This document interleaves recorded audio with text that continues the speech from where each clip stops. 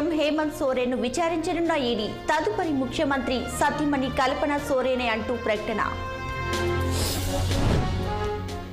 కాసేపట్లో parliament budget సమావేశాలు ప్రారంభం. ఈ సెషన్స్ లోనే 19 బిల్లులను ఆమోదించనున్న కేంద్రం.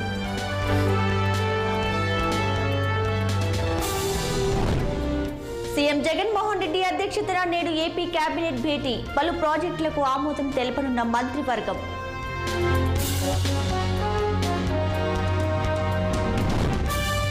ఛత్తీస్గఢ్ లో సెంట్రల్ రిజర్వ్ పోలీస్ క్యాంపుపై మావోల దాడి. కాల్పులో 3 జవాన్ల మృతి, 15 మందికి గాయాలు.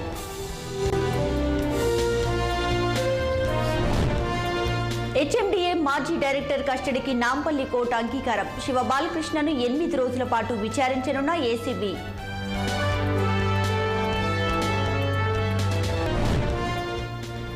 ఎస్సీ ఎస్టీ దివ్యాంగ అభ్యర్థులకు 25,000, ఇతరులకు 50,000. ఎంపీగా పోటీ చేసే కాంగ్రెస్ అభ్యర్థుల నుంచి దరఖాస్తుల స్వీకరణ.